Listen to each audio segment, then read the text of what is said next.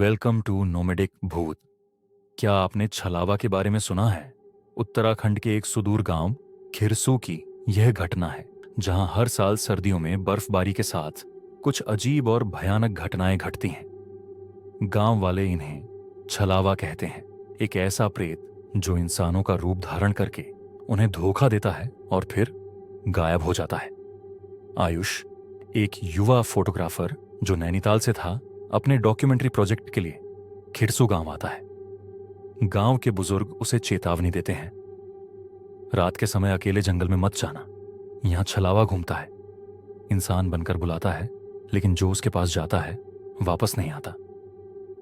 आयुष इन बातों को लोक कथा समझकर हंस देता है। गांव में उसकी पहली रात शांति से गुजरती है, लेकिन आधी रात को उसे अपने कमरे की खिड़की के बाहर कोई स्त्री की परछाई दिखती है। वह दरवाजा खोलता है तो वहां कोई नहीं होता।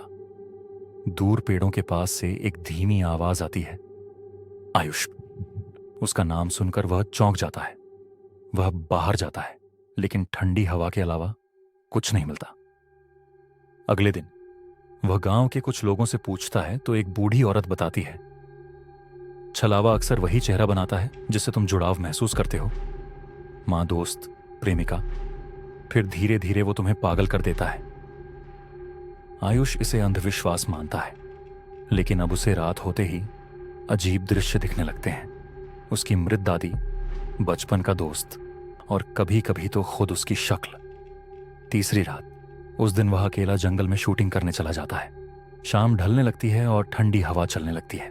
तभी उसे अपनी मां की आवाज सुनाई देती है, बेटा घर आजा, देर मत कर। वह रुक जाता है। उसे याद आता है, मां तो सालों पहले मर चुकी है। तभी वह आवाज धीरे धीरे कराह में बदल जाती है, बेटा बचा ले। अब वह भागता है, लेकिन पीछे से कोई उसका नाम ले लेकर बुला रहा है, हर बार अलग आवाज में, अलग रिश्ते में। आयुष की आंखें घूमने लगती हैं। हवा और पेड़ जैसे फुसफुसा रहे हों। छलावा आ गया। वह बेसुध होकर गिर जाता है। जब होश आता है तो वह गांव से दूर एक चट्टान के किनारे पड़ा होता है। एक पैर हवा में लटक रहा होता है। गांव के लोग उसे खोजते हुए वहां पहुंचे होते हैं। वे बताते हैं कि अगर वे 5 मिनट लेट होते तो वह छलावे का शिकार बन चुका होता। वही चट्टान जहां हर साल कोई न कोई युवक गिरकर मर जाता है।